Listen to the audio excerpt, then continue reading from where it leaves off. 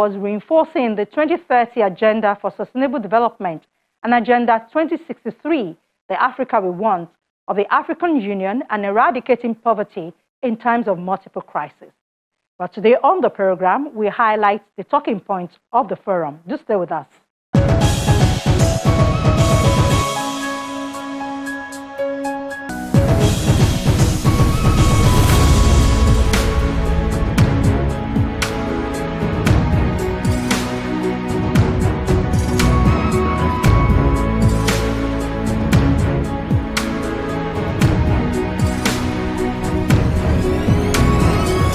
For more than a week, high-level policymakers and experts from ministries and agencies responsible for finance and economic development, social affairs, environment and natural resources management, statistics, agriculture and food security, science, technology and innovation and other ministries from the 54 Economic Commission for Africa Member States, African Union Commission, regional economic communities and other regional and sub-regional organizations, the United Nations system organizations and other development partners, and major groups and other stakeholders, including civil society organizations, the private sector and the academia, gathered in the capital city of Ethiopia, Addis Ababa, all of them focusing on African girls, youths, science, technology and innovation, as well as climate change. Going into the 10th session of the African Regional Forum for Sustainable Development, each knew that the continent will not meet the Sustainable Development Goals by 2030. Other dignitaries and officials for this. Leading the delegate was Deputy Secretary General of the United Nations, Amina Mohammed, who not only urged African countries to scale up action in key transitions and investment pathways and accelerate progress towards the Sustainable Development Goals, but also asked them to take up the opportunities of critical transitions available both regionally and nationally. And to the international banks and development partners, her message was simple. It has always been said that we don't bring enough clarity to the agenda, that we take everything and that the agenda is too ambitious. But it cannot be ambitious for a continent that has this much potential in terms of its human resource, over 70% of our youth. Allow me to highlight 4 areas in particular. First, inclusive and sustainable energy, which powers sustainable development. And let me say here, with a just transition. For a just transition requires resources. We cannot be expected to see African economies transition to a green, sustainable energy without the investments that are required. African countries are making tangible progress in securing access to sustainable energy. Access to electricity rose by nearly 10% in the last 6 years. But Africa is also home to 60% of the world's most coveted solar resources. But the continent only attracted 2% of global investments in renewable energy over the last 2 decades. This underinvestment means a continent with the potential to be a renewable energy superpower, lagging with just 1% of installed solar capacity. We are also home to a significant proportion of the minerals critical to the global renewals revolution, an immense potential source of wealth. Second, sustainable food systems. After a long period of improvement, hunger has worsened substantially in Africa. Around 280 million people undernourished, and an increase of 57 million people since COVID-19 pandemic. 42 African countries have developed national pathways to implement the UN vision under the Food System Summit, and a recent call to action resulting from the Food System Stocktake number 2. The third, digital connectivity. Countries in this region are emerging as trailblazers for innovation and booming tech industries, yet the divide between and within African countries remains significant. While internet access and mobile penetration gaps are persisting between poor and those that are more well off, rural and urban areas, male and female users, more must be done to scale up investments in technology and digital infrastructure to bridge this divide. National digital strategies in Ghana, Kenya, Nigeria, South Africa, and Rwanda are great examples of how we can shape investment pathways at scale across the region. The fourth issue is in education. No country can harness the opportunities provided by food, energy, and digital transitions unless they invest in more quality, relevant, and future-oriented education systems. At the heart of this, like so much else, is finance. Now is the time to rethink austerity-oriented international policies, reduce debt servicing costs, and ensure a more equitable global taxation system so that African countries can do what we know they want to do, to invest more efficiently, more equitably in capacities and the skills of their people.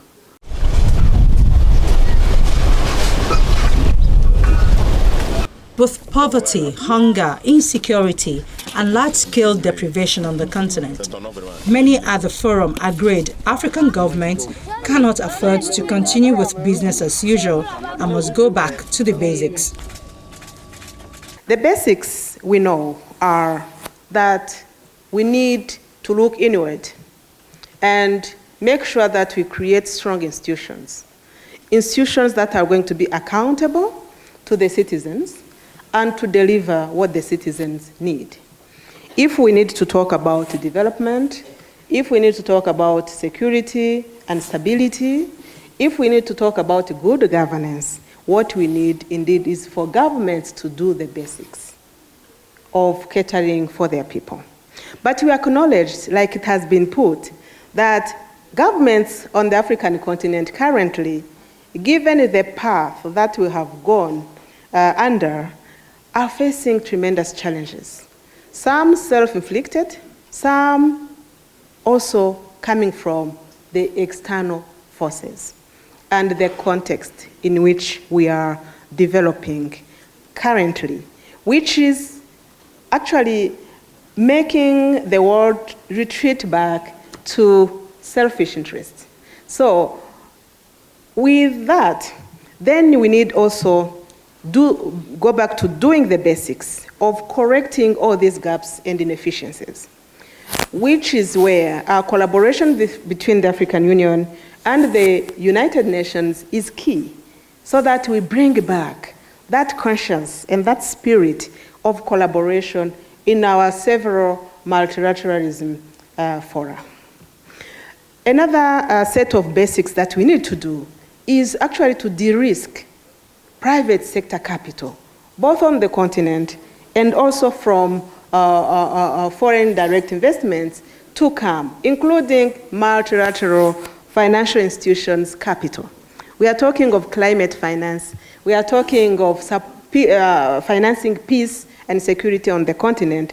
And we need to go back to the basics to make sure that we unlock all the pipes that are holding this flow of financing to come onto the continent. And we know some of the buttons to click. In Africa, poverty, inequality, food insecurity, and unemployment continue to be aggravated, with 476 million people, or about 1/3 of the continent's population and 50 million more than in 2019, are estimated to be in poverty in 2024. Moreover, the number of people vulnerable to poverty rose by 28% between 2019 and 2023. And with an average real gross domestic product growth below the continent's potentials in recent years, financing development on the continent is an ongoing challenge. And when this is mixed with the issues of the climate, even those in the know still have questions about how Africa can achieve its green mandate. And now the cost is almost close to 5% of GDP for almost most of the African countries. And the question is, how do we deal with this kind of situation? Before that, we need to understand what it is. What are these environmental challenges? What is it that we should do? And I'm sure most of you have followed the kind of work that's done by the ECA in terms of the registries to help the countries to understand even the carbon itself as an alternative sources of financing. Most of the resources, which are environmental resources, are not coming as fast as people need, while they are still addressing the other issues. So they are now resorting to say, well, how do we price our carbon? And so they are coming up with registries to see how they can be able to get the right price for their carbon, which is still less than $10 per ton, actually less than $5 per ton. And we have the advantage, you have the potential to go as far as over $100 per ton, but we need to price it right, and we need to do it right. We are also thinking about, or in some countries, applying other funding methods. The green bond, you've heard about it. The blue bond, you've heard about it. And all of them are well explained in that kind of report. But at the same time, there is the reform of the international financial architecture, where we still have the same institutions that were put there in 1945 before most of our countries were born.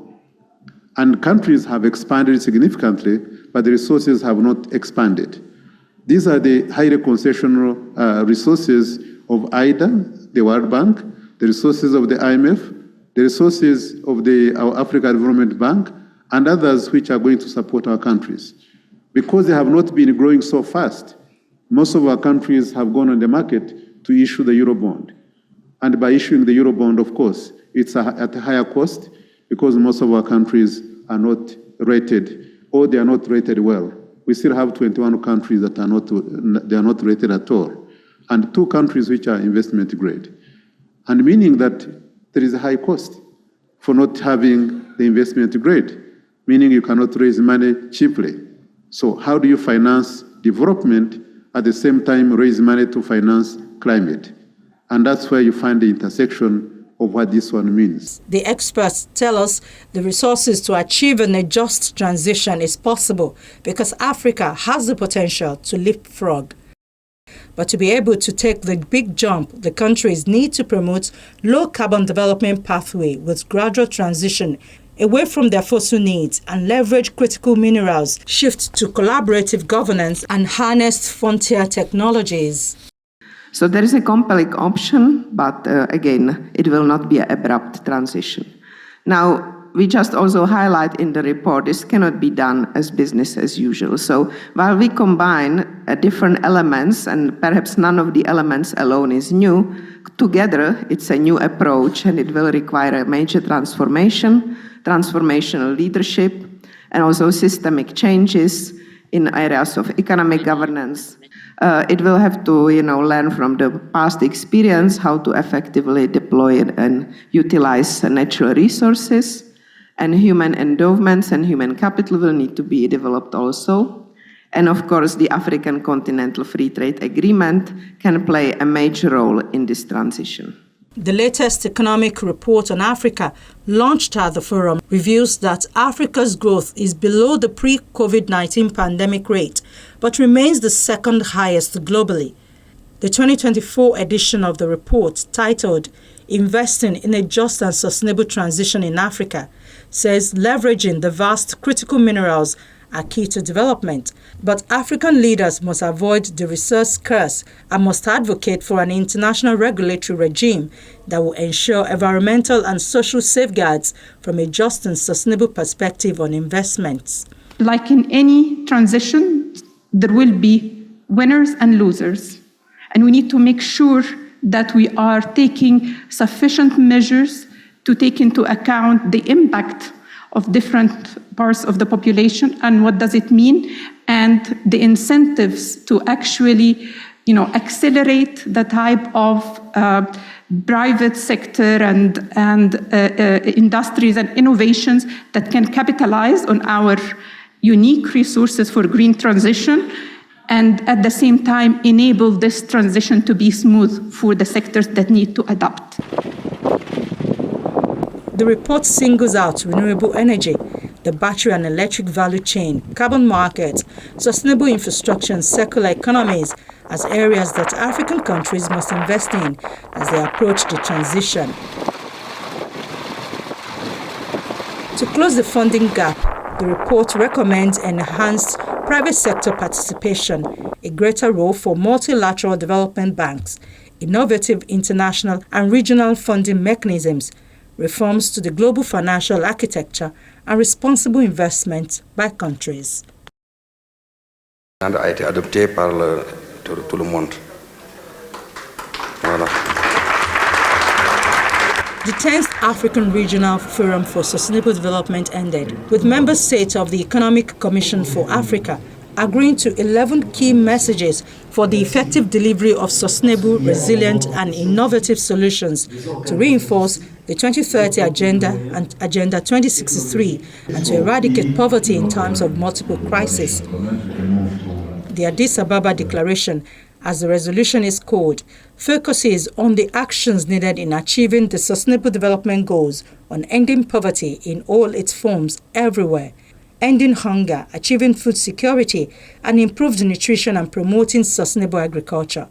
Other goals included taking urgent action to combat climate change and its impact, promoting peaceful and inclusive societies, providing access to justice for all, building effective, accountable, and inclusive institutions at all levels, and strengthening partnerships. We know these solutions. We know that we lack financing for that.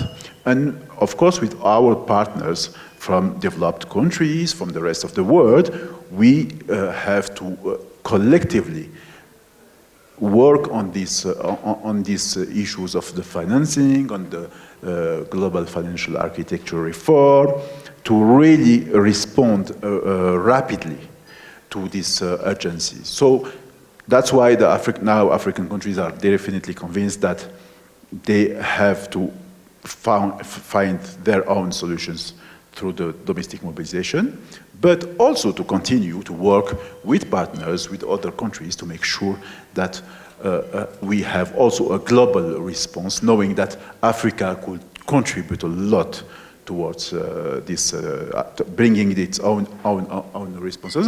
During the different sessions, we discussed about the capacity of the Congo Basin in terms of carbon sequestrations, but not only the oceans, the island countries, all the coastal countries could bring a lot in terms of responses to this global challenge that the humanity is facing. So we don't have the luxury to ignore any solution.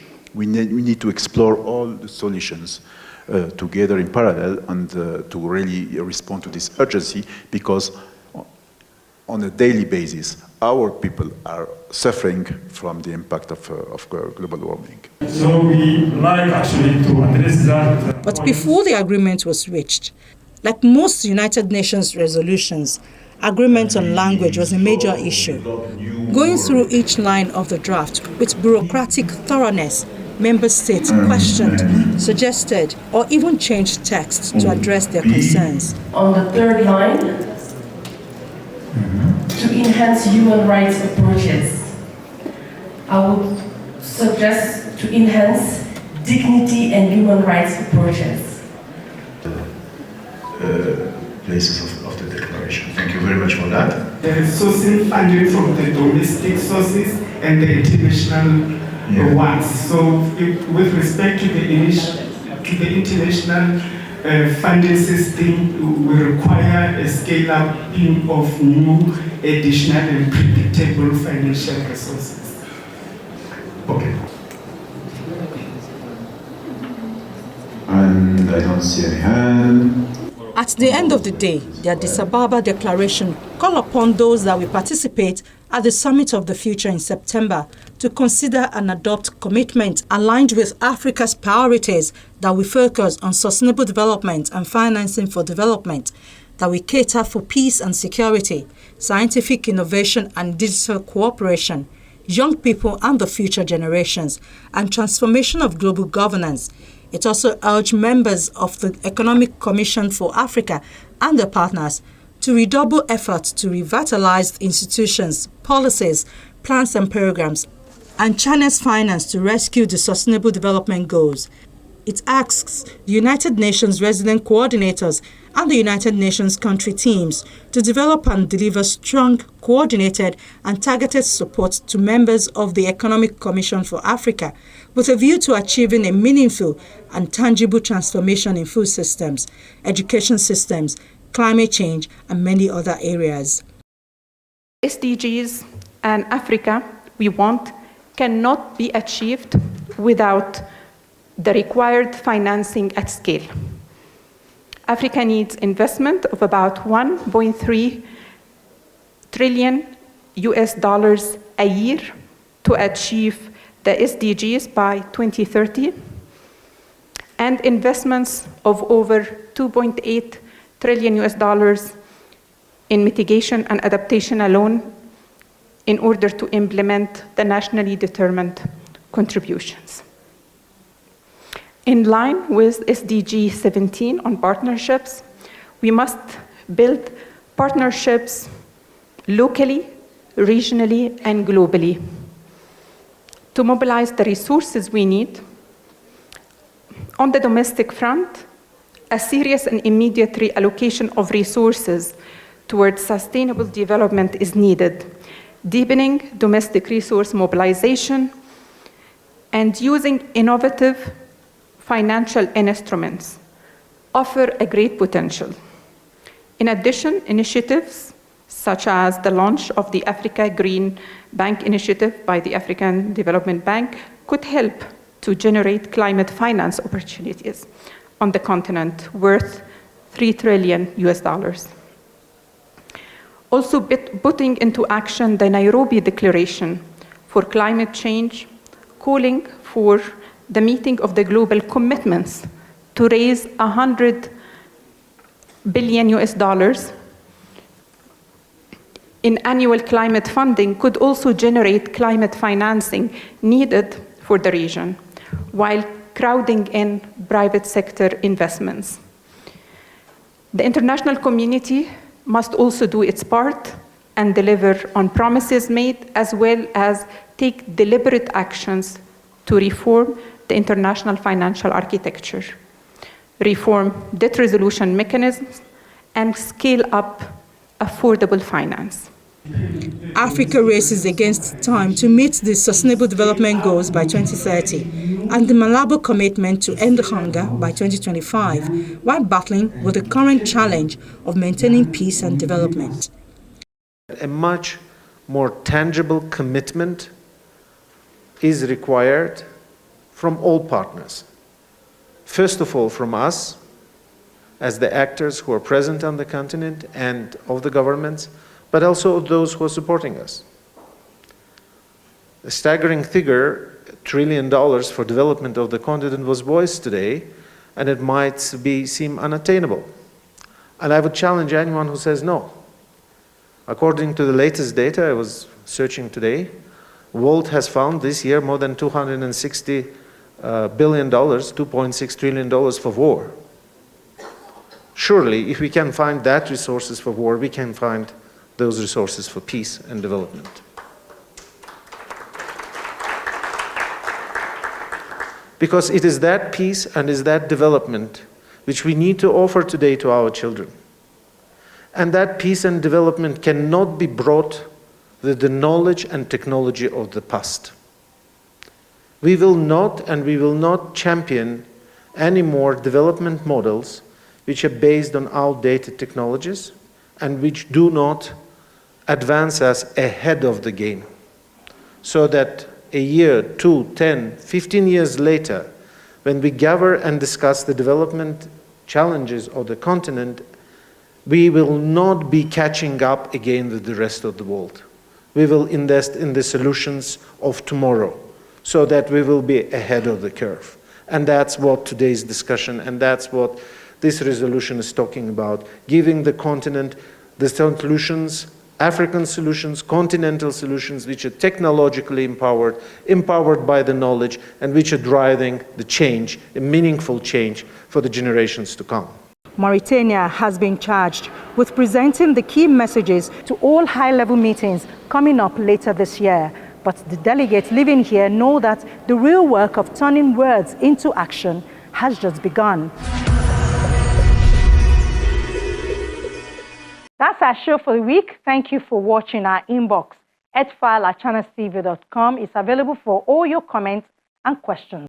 From me, Ayola Kasim, and the Earthfile crew here in Lagos, it's bye for now.